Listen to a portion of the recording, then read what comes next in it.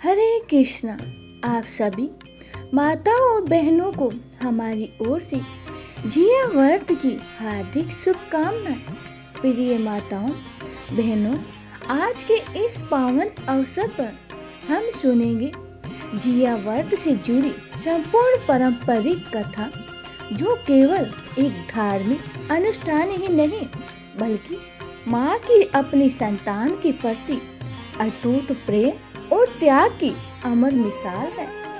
जिया व्रत विशेष रूप से संतान की लंबी आयु, उत्तम स्वास्थ्य और उसके सुखद भविष्य की कामना से रखा जाता है। शास्त्रों में कहा गया है कि जो भी माता श्रद्धा और भक्ति से इस व्रत को करती है, उसके संतान की रक्षा स्वयं भगवान श्री कृष्ण करते हैं। इस कारण इस व्रत का महत्व अनोखा और बहुत ही अद्भुत माना गया है। प्रिय माताओं बहनों, इस व्रत को जीवित पुत्री का व्रत भी कहा जाता है। बिहार, झारखंड, उत्तर प्रदेश और नेपाल के तराई क्षेत्र सहित पूरे पूर्वांचल में यह पर्व बहुत ही उत्साह और आस्था के साथ मनाया जाता है। व्रत की शुरुआत होती है सप्तमी तिथि के नहाए खाए से। इस व्रत को निर्जल रखना और अगले दिन ही व्रत का पारण किया जाता है। कहते हैं कि महाभारत के युद्ध के दौरान जब अश्वत्थामा ने क्रोध में आकर अभिमन्यु की पत्नी उत्तरा के गर्भ में पल रहे शिशु पर ब्रह्मास्त्र प्रहार कर दिया, तब गर्भवश शिशु का जीवन संकट में पड़ गया। उसी समय भगवान श्री कृष्ण ने अपनी दिव्य शक्ति से उस शिशु की रक्षा की और उसे पुनः जीवन दिया, और यही बालक आगे चलकर परीक्षित कहलाता है। इसी प्रसंग से जीवित पुत्री का व्रत की परंपरा आरंभ हुई है और धीरे धीरे ये आस्था का महापर्व बन गया है। हर वर्ष यह व्रत अश्विन मास के कृष्ण पक्ष की अष्टमी तिथि को रखा जाता है। संयोग से यह भी है कि इसी दिन पितृपक्ष की अष्टमी का श्राद्ध भी संपन्न होता है, और इस व्रत में भगवान गणेश, माता पार्वती और भगवान शिव की पूजा भी विशेष रूप से की जाती है। प्रथा यह भी है कि पूजा का समय प्रदोष काल में सबसे सर्वश्रेष्ठ माना गया है। यदि किसी कारण पूजा प्रदोष काल में ना की जाए तो इस बात का अवश्य ध्यान रखें कि पूजा के समय राहु काल ना हो। सच्ची श्रद्धा, आस्था और भक्ति के साथ ही जब माताएं कथा को सुनती हैं और व्रत करती हैं, तभी ये व्रत पूर्ण रूप से माना जाता है, क्योंकि बिना कथा सुने व्रत अधूरा रह जाता है और इसका पुण्य भी नहीं मिलता। तो आइए अब हम सभी मिलकर सुनते हैं जिया व्रत की पावन कथा और कथा का आरंभ करते हैं। प्रथम पूज्य विघ्नहर्ता भगवान श्री गणेश के स्मरण से। और एक बार भगवान श्री गणेश जी पृथ्वी पर भ्रमण करने आए। उन्होंने एक किसान के खेत से अनाज के 12 दाने ले लिए और उन्हें मुख में डाल दिया। ऐसा करने के बाद गणेश जी ने सोचा कि मैंने तो किसान के खेत से बिना पूछे ही अन्न खाया है, और इस तरह से मैं उसका कर्जदार हो गया हूँ। इस कर्ज को उतारने के लिए गणेश जी ने सोचा कि अब मुझे उस किसान के घर पर 12 वर्षों तक के लिए नौकर बनकर उनकी सेवा करनी चाहिए। तो गणेश जी एक साधारण बालक का रूप धरकर उस किसान के घर पर पहुंच गए और उसे काम मांगा। किसान को अपने घर के और खेत के काम के लिए एक नौकर की आवश्यकता थी, तो उसने उन्हें काम पर रख लिया। वह इस बात से बिल्कुल अनजान थे कि उनके घर साक्षात विघ्नहर्ता भगवान श्री गणेश जी पधारे हैं, और वह उनसे साधारण नौकर की भांति काम करवाया करता। एक दिन किसान की पत्नी राख से हाथ धो रही थी। तभी गणेश जी ने उसके हाथ से राख छीन ली और उसे मिट्टी से हाथ धोने की सलाह दी। इस पर किसान की पत्नी बहुत ही नाराज हुई और उसने किसान से गणेश जी की शिकायत करते हुए कहा कि इस नए लड़के ने तो मेरा हाथ ही मोड़ा है, इसे आज ही घर से निकाल दो। किसान ने पत्नी की बात सुनकर बालक गणेश से इस प्रकार पूछा तो गणेश जी ने उस बालक ने उत्तर दिया कि राख से हाथ धोने से घर की रिद्धि सिद्धि का नाश होता है, जबकि मिट्टी से हाथ धोने से घर में रिद्धि सिद्धि आती है। बालक की ये बात सुनकर किसान को सही लगी और उसने उन्हें घर से नहीं निकाला। एक बार की बात है, कुंभ का मेला लगा तो सभी गांव के लोग मेले में जा रहे थे। तब किसान ने बालक गणेश को कहा कि मेरी पत्नी को भी कुंभ का मेला दिखाकर लाओ और वहां स्नान भी करवा कर ले आना। बालक गणेश किसान की बात सुनकर आज्ञा मानकर किसान की पत्नी को साथ लेकर चल पड़े और वहां पहुंचकर किसान की पत्नी नदी के किनारे बैठकर स्नान करने लगी। तभी गणेश जी ने उसका हाथ पकड़ा और उसको पानी के भीतर ले जाकर डुबकियां लगवा दी और बाहर निकाल कर ले आए। उनका यह व्यवहार किसान की पत्नी को बिल्कुल भी अच्छा नहीं लगा। उसने घर आकर फिर से गणेश जी की शिकायत की और तब किसान ने फिर गणेश जी से पूछा कि इसका कारण क्या है। तो बालक भने गणेश जी ने कहा कि ये किनारे नहाने से उत्तम फल नहीं मिलता, इसीलिए मैंने इन्हें भीतर ले जाकर डुबकी लगवाई है। ऐसा करने से अगले जन्म में ये रानी और आप राजा बनोगे। किसान ने फिर गणेश जी की समझदारी की तारीफ की।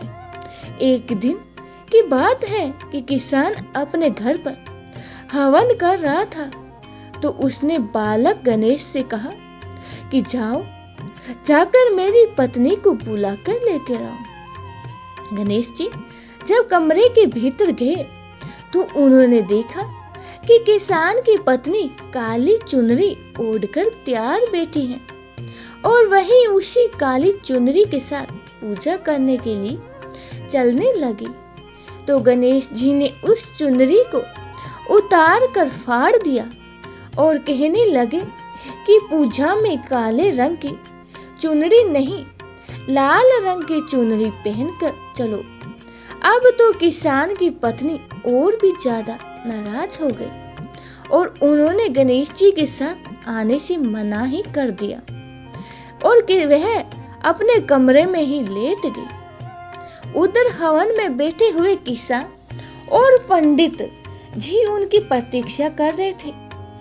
जब बहुत ही देर हो गई तो किसान ने अपनी पत्नी को पूजा में नहीं आई तो किसान खुद उसे अंदर देखने के लिए चला गया। अंदर जाकर देखा कि उसकी पत्नी तो बिस्तर पर सो रही है।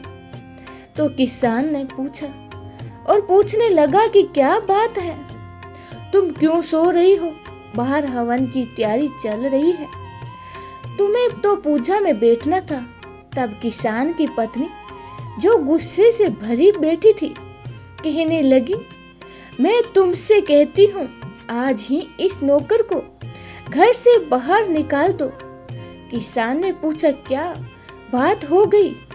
तब वह बोली कि आज तो इसने हद ही कर दी, इसने तो आज मेरी चुनरी ही फाड़ दी। तब तो किसान ने गणेश जी को बुलाकर बहुत डांटा और कहा कि तुम बहुत ही बदमाशी करते हो, मेरी पत्नी के साथ ऐसा मत किया करो। तब गणेश जी ने कहने लगे कि पूजा पाठ में काले रंग का वस्त्र नहीं पहनते, इसीलिए मैंने तो इनसे सिर्फ लाल वस्त्र पहनने को बोला था और यह कहा था कि काला वस्त्र पहनकर पूजा में बैठने से कोई भी काम शुभ और सफल नहीं होता है। तब किसान ने सोचा कि गणेश जी हैं तो समझदार। फिर ऐसा करते करते कई दिन बीत गए। एक दिन किसान के घर पर गणेश भगवान की पूजा थी। अब पंडित जी किसान से कहने लगे कि वह तो गणेश जी की मूर्ति लाना ही भूल गया, अब क्या करें। तभी वहां पर खड़े हुए बालक गणेश जी ने कहा कि क्यों ना मैं ही मूर्ति की जगह विराजमान हो जाऊं और आप लोग मेरी ही पूजा कर लो, तो आपकी भी पूजा सफल हो जाएगी और सारे काम भी सफल हो जाएंगे। अब तो बालक गणेश जी की ये बात सुनकर किसान को बड़ा ही गुस्सा आया और वह कहने लगा कि अब तक तो तुम मेरी पत्नी से ही मजाक करते थे, वहां तक तो सब ठीक था, लेकिन अब तो तुम मुझसे भी मजाक करने लगे हो और तुम होते एक नौकर और बात कर रहे हो कि पूजा में मूर्ति रूप में विराजमान होने की।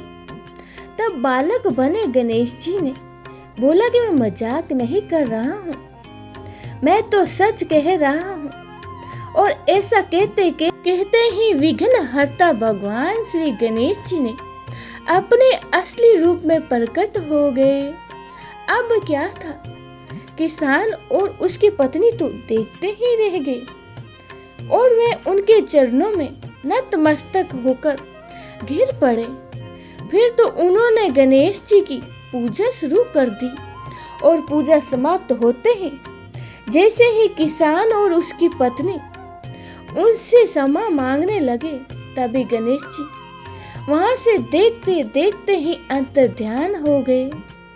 अब तो किसान और उसकी पत्नी को बड़ा ही पश्चाताप होने लगा कि देखो इतने वर्षों तक गणेश जी हमारे पास रहे और हमें ये भी नहीं पता चला कि अनजाने में हमने उनसे इतना काम भी करवा लिया। ऐसा सोचकर वह दोनों बहुत ही दुखी हो गए। फिर एक दिन गणेश जी ने रात को किसान के सपन में आकर कहा कि किसान, मैंने आपके खेत से 12 वर्ष पहले 12 अनाज के दाने तोड़ लिए थे। उसी का कर्ज उतारने के लिए मैंने आपके घर पर 12 वर्षों तक नौकरी की थी, इसीलिए आपको पछतावा करने की कोई आवश्यकता नहीं है। आज से तुम्हारे घर में किसी भी चीज की कोई कमी नहीं रहेगी। ऐसा वरदान देकर भगवान गणेश जी सपन में ही अंतर्ध्यान हो गए और इस प्रकार से भगवान गणेश जी के आशीर्वाद और उनकी कृपा से किसान और उसकी पत्नी पुत्रवान और धनवान हो गए। हे विघ्नहर्ता गणेश जी, भगवान जैसी कृपा आपने उस किसान पर और उसकी पत्नी पर करी, वैसी ही कृपा हम सब पर भी करना। सभी प्रेम से बोलो गणेश भगवान की जय हो। माता और बहनों, अब सुनते हैं जिया व्रत की दूसरी कथा। एक बार की बात है, समेर के पेड़ पर एक चील रहता था और पास ही की झाड़ी में एक सियारनी भी रहती थी। कुछ ही दिनों में वे दोनों गहरी दोस्त बन गई। दोनों आपस में खूब बातें किया करती थी। चील को तो जो कुछ भी खाने को मिलता वह उससे लेकर उसका कुछ हिस्सा सियारिन को भी जरूर देती थी और सियारिन भी चील का खूब ध्यान रखा करती थी। इसी तरह दोनों का जीवन खूब आनंद से कट रहा था। तब एक बार की बात है कि जंगल के पास ही गांव में कुछ औरतें जिया व्रत की पूजा करने की तैयारी कर रही थी। तो चील एक पेड़ पर बैठकर उन सभी बहुत सी औरतों को ध्यान से देखने लगे। अब उसने अपनी प्यारी सखी सियानी को यह भी बताया। तो यह सुनकर दोनों की इच्छा हुई कि चलो वहां जाकर देखते हैं कि वह महिला क्या कर रही है, और यही सोचकर वह दोनों सहेलियां वहां पर गई और ध्यान से उन महिलाओं को देखने लगी कि कैसे पूजा पाठ किए जा रही है। और उसके बाद में व्रत कथा कही और सुनी जा रही है। सारे पूजा पाठ को उन दोनों ने बड़ी ही गौर से और श्रद्धा पूर्वक देखा, कथा को भी सुना।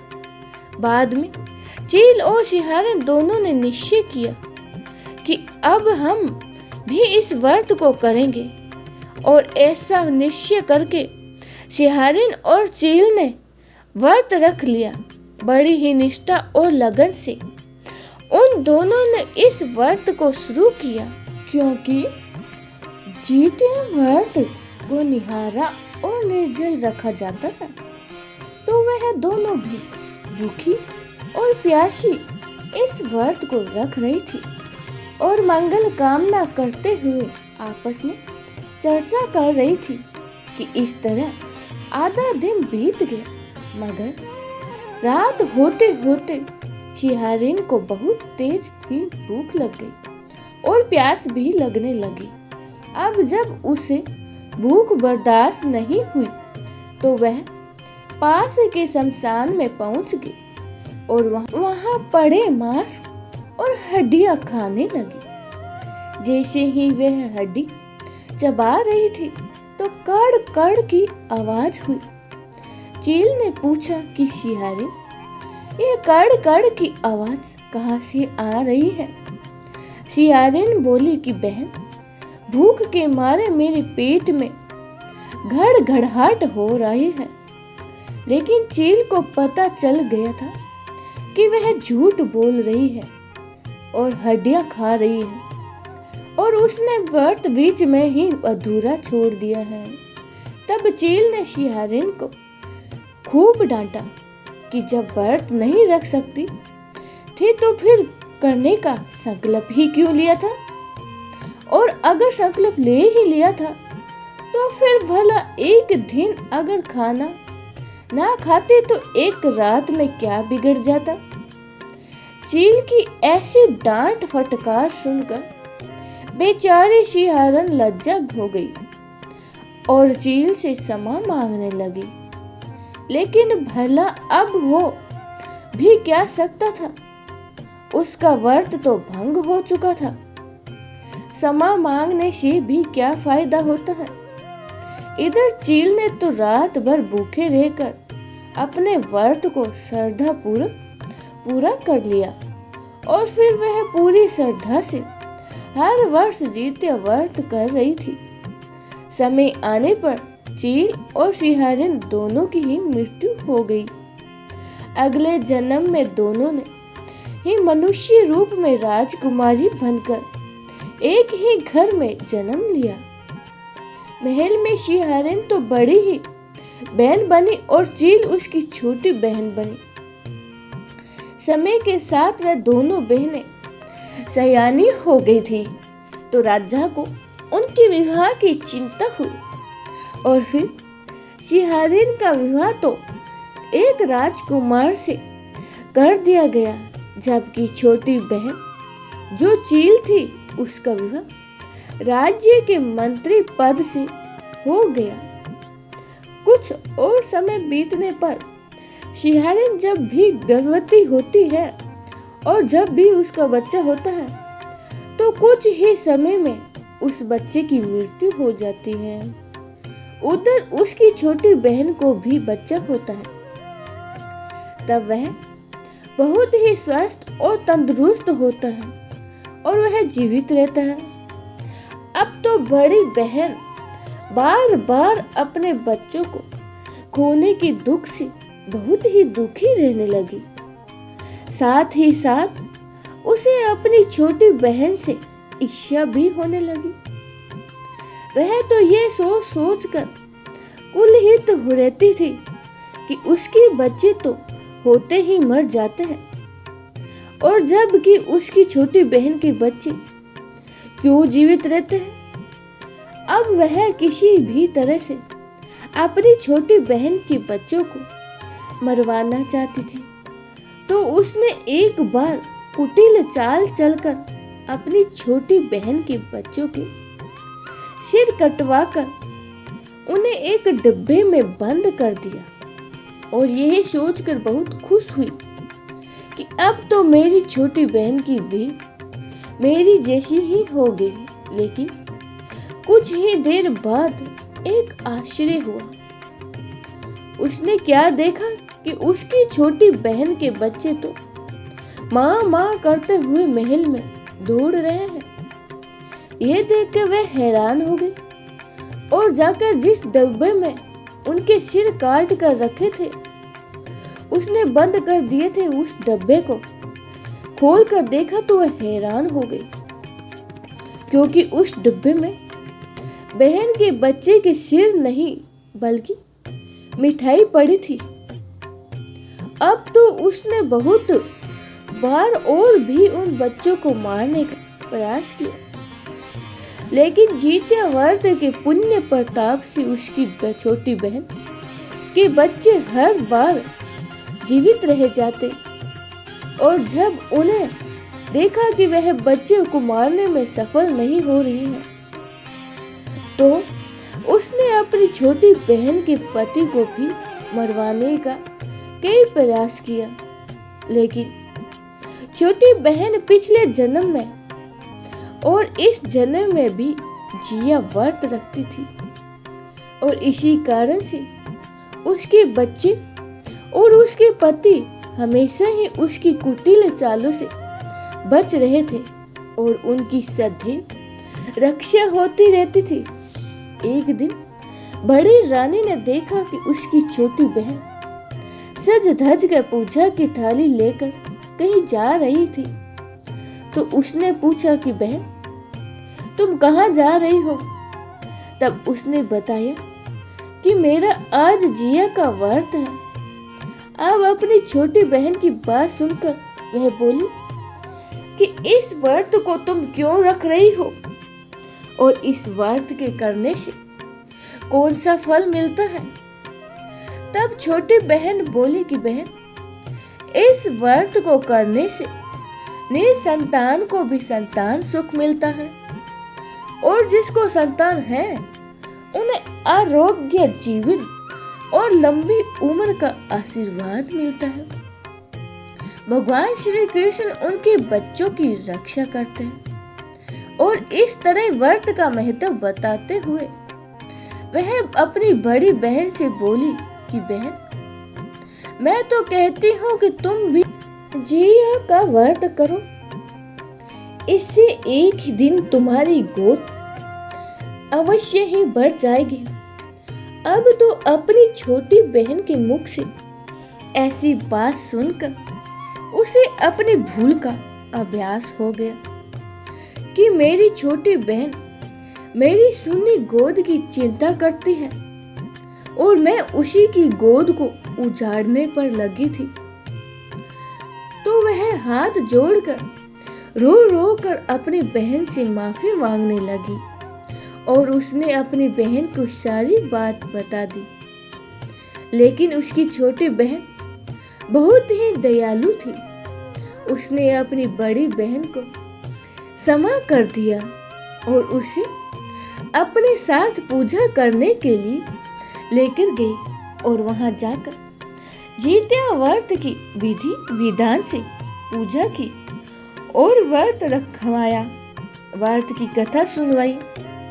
व्रत के प्रभाव से रानी ने 9वें महीने में ही बहुत ही सुंदर पुत्र को जन्म दिया। फिर तो वह पुत्र जीवित रह गया और दीर्घ आयु को प्राप्त हुआ। अब वह दोनों बहनें हंसी खुशी महल में रहने लगी और हर साल जिया व्रत रखने लगी। सभी बोलिए कृष्ण भगवान की जय हो। प्रिय भक्तों, अब जिया व्रत की तीसरी कथा को भी सुनते हैं। एक बार गंधर्व के एक राजकुमार थे जिनका नाम था जीमूतवाहन। वे बड़े ही उदार और परोपकारी थे। जीमूतवाहन के पिता ने वृद्धावस्था में वानप्रस्थ आश्रम में जाने का पहले राजकुमार जीवमुतवाहन को अपनी जगह राज्य सिंहासन पर बिठाया, किंतु उनका मन राजपाट में बिल्कुल भी नहीं लगता था। तो अपने राज्य का भार अपने भाइयों पर छोड़कर वह स्वयं ही अपने पिता की सेवा करने के लिए चल पड़े। वहीं एक दिन वन में ही राजकुमार जीवमुतवाहन की भेंट मल्यवती नामक राजकन्या से हुई और दोनों में प्रेम हो गया। फिर एक दिन जब वन में भ्रमण करते हुए जीवमुतवाहन काफी आगे चले गए तो वहां उन्होंने देखा कि एक वृद्धा रोते हुए दिखाई दी। पूछने पर उन वृद्धा ने बताया कि मैं नागवंश की स्त्री हूँ। मुझे एक ही पुत्र है और पक्षी राज गरुड़ के क्रोध से मुक्ति दिलाने के लिए नागों ने ये व्यवस्था की थी कि वह गरुड़ को प्रतिदिन भोजन हेतु एक युवा नाग सौंप करेंगे और इस तरह से ही वह गरुड़ प्रतिदिन एक युवक को खा जाता है। और आज मेरे पुत्र शंखचूर्ण की बलि का दिन है और आज का यह दिन मेरे लिए बहुत ही भयावह है और काला दिन है, क्योंकि आज मेरा पुत्र मुझसे हमेशा के लिए दूर हो जाएगा और आज मैं पुत्र विहीन हो जाऊंगी। और एक स्त्री के लिए सबसे बड़ा दुख क्या होगा कि उसके जीते जी उसका पुत्र ही ना रहे।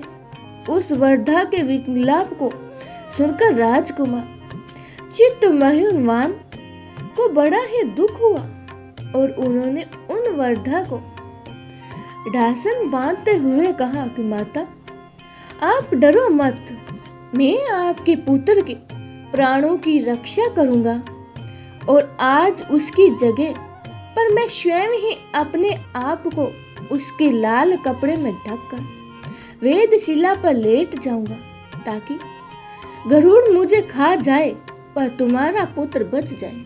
ऐसा कहकर जीवमुतवाहन ने शंखचूर्ण के साथ हाथ से लाल कपड़ा ले लिया और वह उसे लपेट कर गरुड़ को बलि देने के लिए चुनी गई वेदशिला पर लेट गए। नियत समय पर गरुड़ बड़ी तेजी से आए और वे लाल कपड़े से ढके जीवमुतवाहन को पंजों में दबोच कर पहाड़ों की ऊंचाई चोटी पर जाकर बैठ गए। अब गरुड़ ने अपनी तीखी चोंच कठोर चोंच का प्रहार किया और राजकुमार जीवमुतवाहन के शरीर से मांस का बड़ा हिस्सा नोच लिया। इसकी पीड़ा से राजकुमार की आंखों से आंसू बह निकले, लेकिन उन्होंने अपने मुख से बिल्कुल भी आवाज नहीं निकाली। अपने पंजों में जकड़े प्राणी की आंखों से आंसू लेकिन मुंह से बिल्कुल भी आवाज न सुनकर गरुड़ बड़े ही आश्चर्य में पड़ गए, क्योंकि इससे पहले ऐसा कभी नहीं हुआ था। तब उन्होंने राजकुमार जीवमुतवाहन को उनका परिचय पूछा और जीवमुतवाहन ने वहां सारा किस्सा कह सुनाया कि कैसे एक स्त्री ने इकलौते पुत्र की रक्षा करने के लिए आज वह अपने प्राण देने आए हैं। हे गरुड़ देव, आप मुझे खाकर अपनी भूख शांत करें। तब गरुड़ उसकी बहादुरी और दूसरों के लिए प्राणों की रक्षा के लिए स्वयं का बलिदान देने की हिम्मत और इस भाव से बड़े ही प्रभावित हुए। उन्हें स्वयं पर ही पछतावा होने लगा और वे सोचने लगे कि यह तो एक मनुष्य है जो दूसरों के पुत्र की रक्षा के लिए स्वयं की बलि दे रहा है, और एक मैं हूँ जो देवों के संरक्षण में हूँ किंतु दूसरों की संतान की बलि ले रहा हूँ। तब उन्होंने राजकुमार चित्तमोहन को मुक्त कर दिया। गरुड़ देव ने कहा, हे उत्तम मनुष्य, मैं तुम्हारी भावना और त्याग से बहुत ही प्रसन्न हूँ। मैंने तुम्हारे शरीर पर जो घाव किए हैं उसे ठीक कर देता हूँ। तुम अपनी प्रसन्नता के लिए मुझसे कोई वरदान मांगो। तब राजकुमार जीवंतवाहन ने कहा, हे पक्षीराज, आप तो सर्व समर्थ हैं। यदि आप प्रसन्न हैं और वरदान देना चाहते हैं तो आप सर्पों को अपना आहार बनाना छोड़ दें। आपने अब तक जितने भी प्राण लिए हैं उन्हें जीवन दान प्रदान करें। राजकुमार जीतू वाहन की आवाज सुनकर गरुड़ देव ने सभी को जीवन दान दे दिया और नागों की बलि ना लेने का वरदान भी दिया। इस प्रकार राजकुमार जीवंत वाहन के साहस से संपूर्ण नाग जाति की रक्षा हुई और गरुड़ देव ने कहा कि तुम्हारी जैसी इच्छा होगी अब वैसा ही होगा। हे राजकुमार, जो स्त्री तुम्हारे इस बलिदान की कथा आज के दिन सुनेगी और विधि पूर्वक जित्या व्रत का पालन करेगी, उसकी संतान मृत्यु के मुख से भी निकल जाएगी। तब से ही पुत्र की रक्षा हेतु जित्या वाहन की पूजा की प्रथा प्रारंभ हो गई और यह कथा कैलाश पर्वत पर भगवान शंकर ने देवी पार्वती जी को भी सुनाई थी। जीवित पुत्रिका के दिन भगवान श्री गणेश, माता पार्वती और शिव जी की पूजा और ध्यान के बाद ही इस कथा को अवश्य सुनना चाहिए। जिया व्रत की कथा महाभारत काल से भी जुड़ी हुई है। महाभारत युद्ध के बाद अपने पिता की मृत्यु के बाद अश्वत्थामा बहुत ही नाराज था और उसके अंदर बदले की आग बहुत तीव्र थी, जिस कारण उसने पांडवों के शिविर में घुसकर सोते हुए 5 लोगों को पांडव समझकर मार डाला। लेकिन वे सभी द्रौपदी के 5 संतानें थी और उसके इस अपराध के कारण उसे अर्जुन ने बंदी बना लिया और उसकी दिव्य मणि छीन ली, जिसके फल स्वरूप अश्वत्थामा ने उत्तरा की अजन्मी संतान को गर्भ में ही मारने के लिए ब्रह्मास्त्र का उपयोग किया, जिससे निष्फल करना असंभव था। उत्तरा की संतान का जन्म लेना आवश्यक था। इस कारण भगवान श्री कृष्ण ने अपने सभी पुण्यों का फल उत्तरा की अजन्मी संतान को देकर उसको गर्भ में ही पुनर्जीवित कर दिया। गर्भ में मरकर पुनर्जीवित होने के कारण उनका नाम जीवित पुत्री का पड़ गया और आगे जाकर यही बालक राजा परीक्षित बना। तभी से संतान की सुरक्षा हेतु जीवित पुत्री का व्रत का पालन किया जाता है।